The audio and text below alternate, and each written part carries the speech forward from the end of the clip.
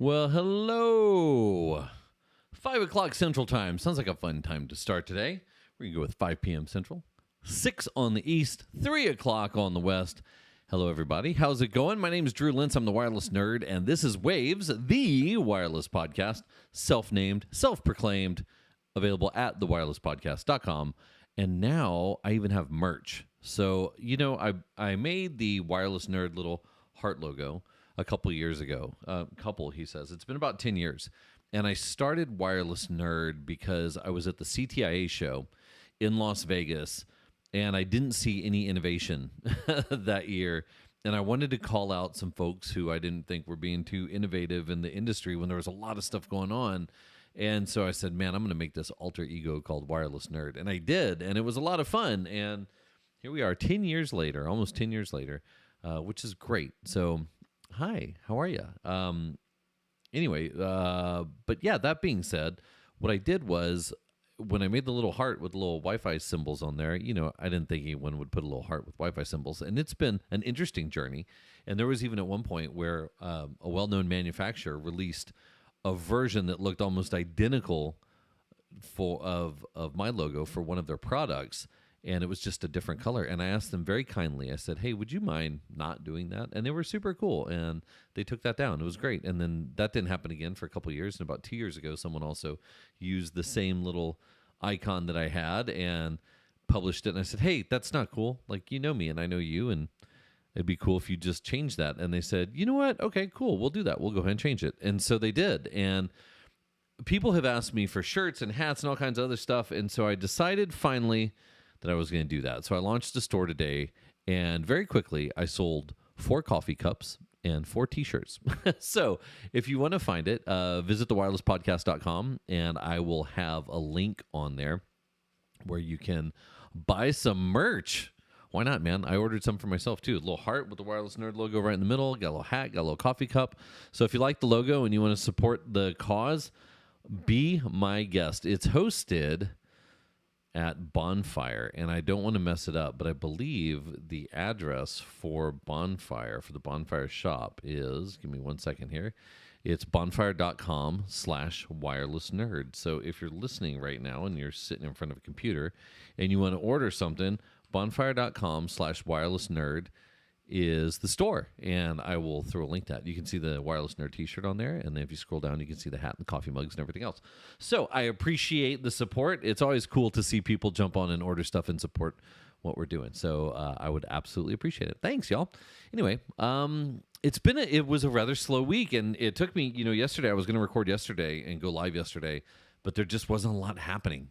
And I said, let me see if any other news pops off, because it just didn't seem like there was much moving. And I guess the last couple of weeks, it hasn't seemed like there's been a lot going on. But I figured I got to keep to a weekly cadence. So this is what I have. I played with Sidos. I played with it yesterday. Here it is, right here in my hand. If you're looking at this, I've got it. I've got the Wave right in front of me. It's really cool. It's... the pros and cons, definitely some pros, definitely some cons. And the cons, I don't think, are limited to this. I think it's wireless survey tools in general. And I'm not going to tell you what they are yet, because I'm going to make everybody wait, because I'm working on something to fix it, to see if I can fix it. But this was a pretty neat device. I might as well just jump into it, right? So I opened it up, and the packaging's cool. And I popped it open, and I'd seen this when the guys brought it to WLPC a couple of years ago, I guess a year or 2 years ago, and showed it off. But I never really got to use it hands-on, and more importantly, I never used it with the software. And I did a survey of my house. It's obviously it's what all of us do, right? We're all nerds in some way, shape, or form, and our houses are our labs, our networks, et cetera, et cetera.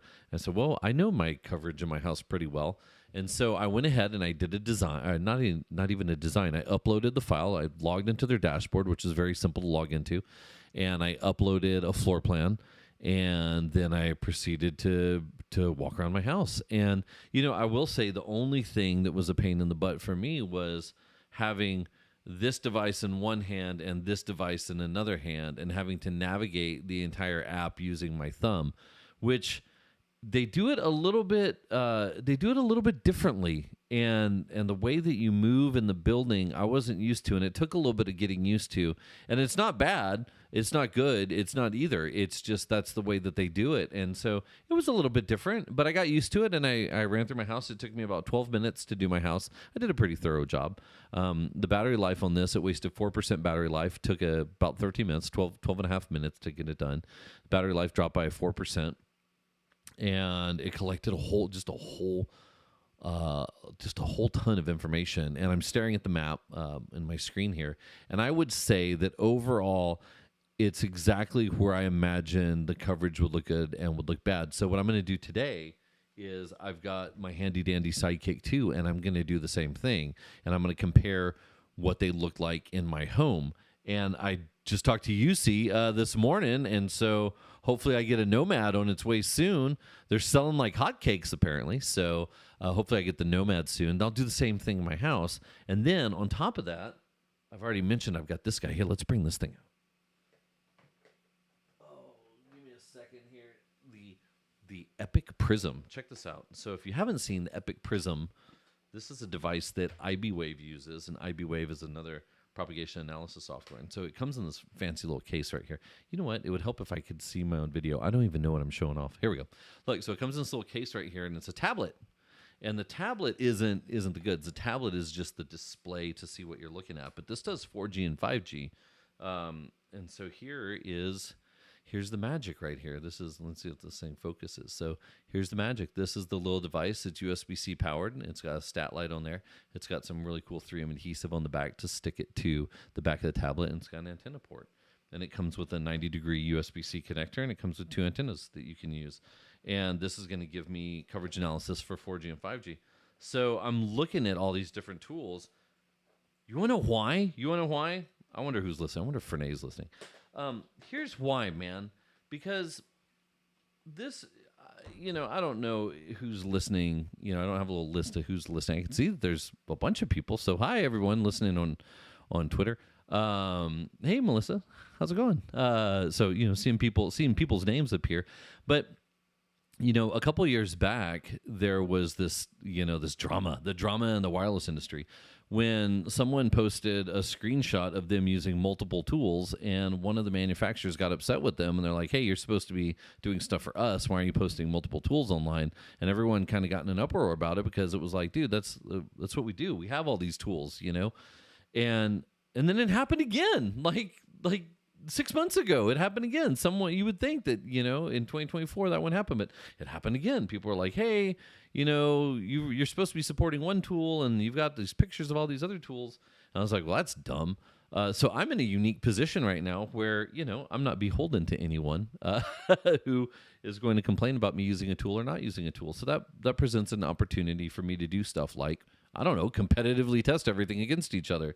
So between Sidos and the Ekahau Sidekick and the Nomad, I'm gonna run tests on all 3 of them in this area, and we'll see what that looks like. But I also have a really cool project coming up where I'm going to be out in the field, and I'm going to be doing some outdoor engineering and some outdoor Wi-Fi stuff, and that's going to be coming up in August. And it's going to be so super cool, and it's going to have just a gorgeous backdrop where we're doing some CBRS and some 4G, some 5G, and also some Wi-Fi engineering and design, and understanding what the coverage is going to look like in a very cool part of North America.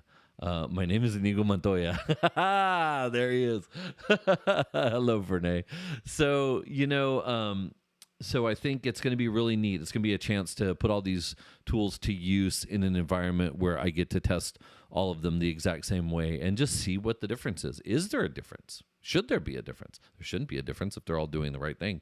But maybe some of them are more exact than others. And we'll find out. So that's kind of a sneak peek about what I'm doing. The Sidos unit came in, and kudos to those guys. Thank you for shipping it to me.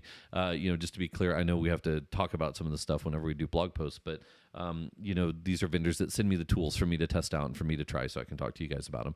And if they don't work, I don't mind saying that they don't work. And I think that that's the risk that these manufacturers take when they send me stuff. Is sometimes I'm going to say, hey, it didn't really work the way that I thought it would. However, Sidos did work the way that I thought it would so far. So that's pretty good. I know what to expect from the Sidekick. I mean, I feel like everybody has a sidekick. So, but I don't know what to expect from the Nomad. So you see it's on, dog. We're going to have some fun with that. And then the Prism's going to give me the other stuff. Anyway, that's what I got going on this week. Lots of fun stuff. I've got a new product that we launched called SignalRoam. And so we're doing Passpoint as a service. If any of y'all have had that conversation with me, stay tuned to LinkedIn. Basically what it does, it's really neat. SignalRoam, it takes about 20 minutes to configure on a wireless network, and it uses Passpoint on existing Wi-Fi access points, but it ties it to the carrier. So some of the major carriers are supported in the United States, and basically as soon as a device gets within earshot of your wireless network, it beacons out that it's carrier approved, and the device immediately, seamlessly, automatically connects using the credentials from the SIM card to authenticate. So it's a secure connection onto your wireless network, and that basically enhances the call connectivity of anyone that's in the surrounding area. And so it's, it allows, SignalRoam is kind of a fun name, but it's really neat because it gives you the idea that your mobile service is working better than it's ever worked before. And you want to see what my latest device is. Look at this. If you're watching this on the live stream, look at this bad boy. I got a TCL flip phone, man. I wanted to find the most inexpensive device that I could find that would work on Passpoint and work on SignalRoam. And so I used the AT&T TCL flip phone, 2.4 gig only. Kind of crazy. So it supports 4G and 5G, but also only supports 2.4. So that was kind of crazy. But it works on there. And so we launched that product this week. We're having a really good time with it. We've got a couple of fun little clients turned on. We had one that processed 1,337 the last time I looked at 1,337 users processing transactions on there. So if you're interested in that, let me know. I'll share some information with you. It's really cool. And it worked. It's taken me longer to describe what it does than it does to actually make it work. And so when you turn it on, it just kind of happens. It's pretty neat. So you can get a sneak peek of that coming up at, if you go to Wi-Fi Now, the World Congress is coming up in Geneva. And I don't know if they're going to be showing off the product there, but if you want to see a demo of it, call me and I'll set up a demo. But there's a lot of talk about carrier offload, a lot of talk about Wi-Fi offload, and a lot of talk about Passpoint. So when you combine all three of those things, that's more or less what we're talking about. Had another conversation today based on the podcast from last week, talking about the death of the captive portal and what Passpoint means for all that. So interesting. Yeah, hey, everybody, there's even more people. Like all these people are watching on Twitter. That's pretty cool, man. So if you have questions or anything, send them in. I'll be happy to chat. That's the beauty of live, right? Is if someone has something to say, man, feel free to pipe in and I'll be happy to chat. And then we'll cut this out and send it as the podcast. Anyway, so let's see. Let's move on to what's new, what's now, and what's next. Not a lot of what's new and what's happening right now. No big crazy acquisitions. It's the summertime also, so everybody's out, dude. Like everybody is not at home and not at their desks and not in their office. But you know who is? MIA, the rapper from the UK. Have you guys heard about this? I read this story last week. Rapper MIA launches a fashion line to, quote, block Wi-Fi and 5G, including a $100 tinfoil hat to protect wearers from, quote, evil dust nanoparticles. She's launched a line called Omni, OHMNI, Omni, which is said to protect its wearers. And she's launched it to protect them from 5G and 4G. $400 for dresses and puffer jackets, $50 for boxer shorts, because everyone needs, you know what, Fernay, that's what you're getting for Christmas, dude. You're going to get 5G protectant boxer shorts. Oh, man, that's what you get for chiming in on the chat. Melissa, I'm going to go ahead and get you that tinfoil hat. According to What's the Jam, each item of clothing is made from Omni's original Silver Street Shield textiles. You can look this up. Just look up the Ohm protection dress, which retails for $300 on the brand's website. Just look up MIA, M.I.A, and look this stuff up. There we go. The Potency fitted boxer, which are made from silver fabric. They retail for $50. Yeah, protects from 99.999% shielding effectiveness against 5G and Wi-Fi waves. So there we go, man. You heard it here second, because the Daily Mail was the first one to talk about this. So if you're looking for a gift, I wonder if I could put the Wireless Nerd logo on those. Anyway, I thought that was pretty funny. What else is going on right now? Gamgee took the industry by storm I guess. Maybe not. Yeah, it's a little dramatic. But Gamgee unveiled the revolutionary Wi-Fi home alarm system. They call it their smart security solution. So the first, probably not the first to productize it, but it seems like it is. I haven't heard it from anywhere else, at least I can think of. If I'm wrong, tell me about it.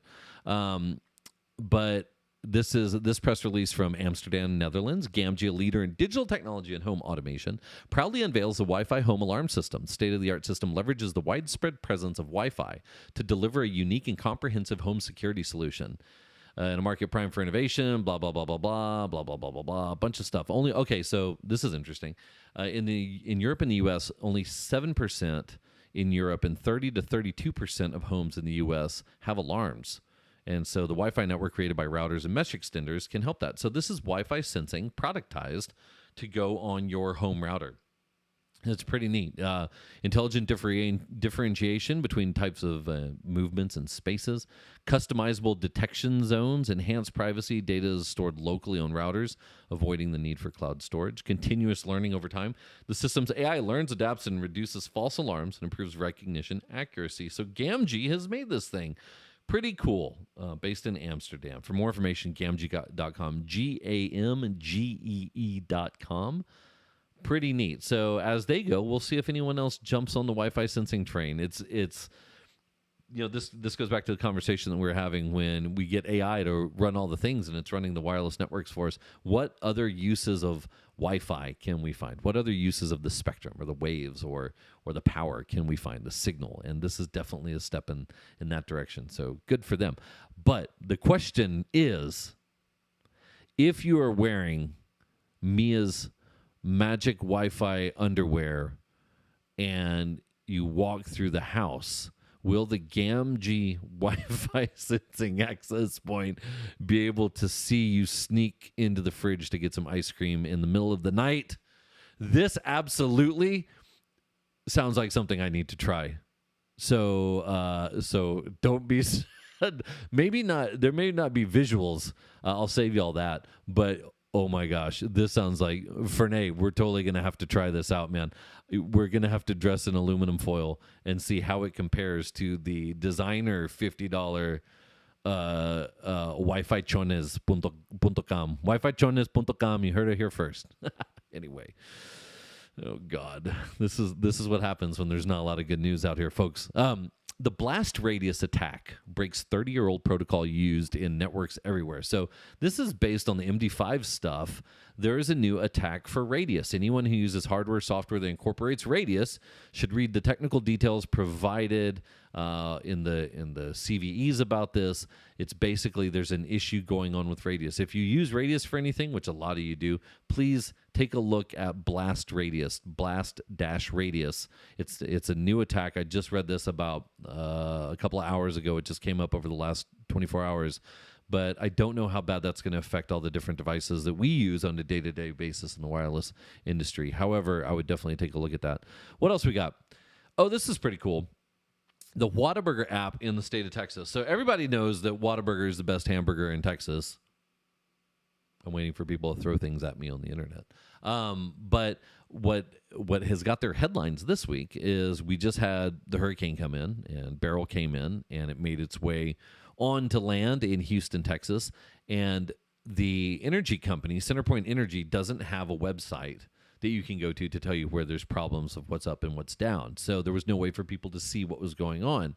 And even today, it's so interesting. The guy, like their public spokesperson today, got up in front of a crowd and they said, when is power going to be restored? And he was like, I can't tell you when. It's going to be some days, though. And it was like, well, that doesn't give anybody any solace. And, and they said, well, we live here too, and we're facing the same problems. I totally get it. But if I'm someone who's sitting there wanting my electricity to be back on, my energy to be provided, I don't want to hear someone say, well, oh, no, eventually, I guess. And you didn't even know where the outages were happening. So Whataburger to the rescue, go figure. The Whataburger app becomes an unlikely power outage map after the Houston hurricane. Amid frustrations with Centerpoint Energy, some Houstonians got creative with their attempts to track the power outages. So this appeared on Twitter alongside another article about a man who caught a 50-pound bass, I believe, in a flooded area of Houston. But the Whataburger app worked as a power outage tracker. BBQ Brian wrote on Twitter that has 22,000 likes and 6.9 million impressions. The Whataburger app works as a power outage tracker. Handy, since the electric company doesn't show up on a map. So that was kind of interesting. You Google that, take a look at it. It shows all the different Whataburger signs, and some are gray where there's no power, and some are orange where there is power. So kudos to Whataburger for making that happen. I wonder if there's an internet connectivity issue that can be resolved by that also. We had a pretty big outage with Spectrum yesterday across the state of Texas that they blamed on Beryl too, on the hurricane. But it took a lot of us down. That's actually the main reason I didn't record yesterday, is we didn't have any internet access for a long time. We got up on Starlink over here, a neat little failover. Just proves the power of Starlink, man. I mean, really, I have it on the roof, and I had to deactivate it for the longest time. It took all of 5 minutes to reactivate it yesterday when the power went down, but the failover was immaculate. I'm running a Meraki MX84 here, and it just like rolled right over, and it just really makes you wonder. We're in a day and age where I could take a satellite and apply power to it, and 5 minutes later, I've got 500 meg internet access. It's ridiculous. I really do want to try the Mini. So again, if anyone knows a contact over at SpaceX who can hook me up with a Mini, I'm headed out to Olympic National Park in a couple of weeks. I hear there's not a lot of coverage out there, so I do want to take it with me. And then the project I'm working on to do the Wi-Fi surveys is going to be out in the middle of nowhere also, on the edge of the middle of nowhere. And so I want to see if I can get a Mini for that also. Anyway, so if you know anyone at SpaceX, let me know. But in a time when you can just flip a switch and you've got internet, that's crazy, man. Was he wearing one of those hats? Oh, the guy from Centerpoint. Anyway, Wiegand power source. Do you have it for Starlink? No. Wiegand? No. I don't know what you're saying, Fernay. You're not making Twitter sense on X. Anyway, I'll let you see what's. I don't know what a Wiegand power source is for Starlink. So that's what's going on right now. Next up, we have an announcement for September 23rd and 25th. September 23rd through 25th, my buddy Klaus and his crew is putting on the Wi-Fi World Congress European edition. It's going to be in Geneva, Switzerland, September 23rd through 25th. It was great in Dallas this year. We had a great time there.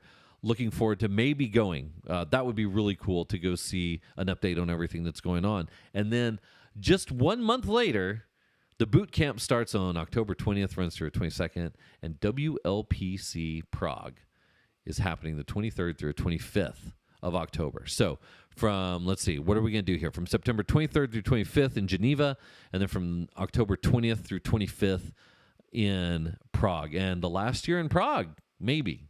I know that Keith talked about being the last year of Prague, but I don't remember if he said it was the last year at that hotel or the last year in Prague. Either way, if you get a chance, it would be great to see everybody out in Prague. What a fun trip. So that's what's going on. That's what's coming up. I think that's it. This is a weird month. It feels, I don't know. The summer went by real fast, but it feels like it's going to be, gracias, Fernay. WLPC Mexico, November 9th through 13th. It's in Mexico City, I believe. I will wait for him to comment and say yes or no. It was there last year.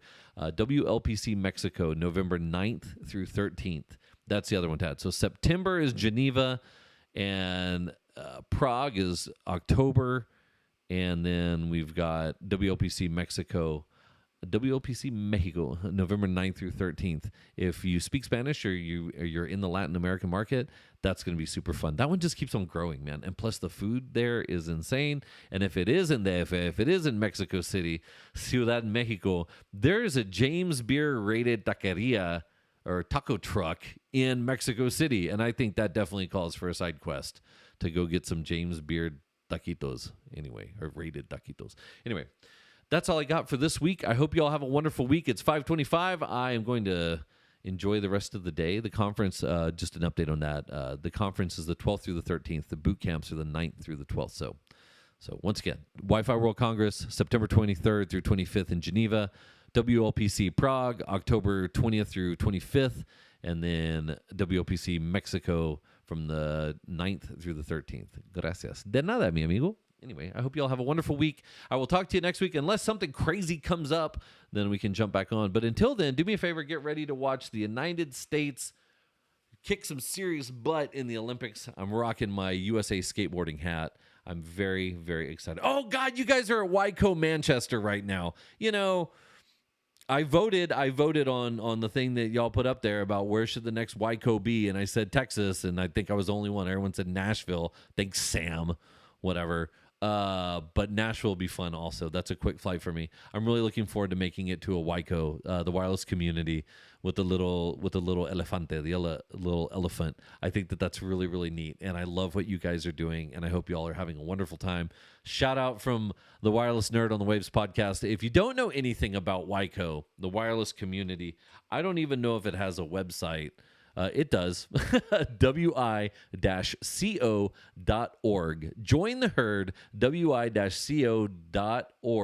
This is the wireless community, and you can click on the link there to sign up, and you can bring the herd together. Affordable, accessible, local events. WICO is short for the wireless community, the brainchild of one Peter Mack, Mr. Peter McKenzie, and Alan Blake on a mission to make the wireless community party like it's 1999, but without the B rates.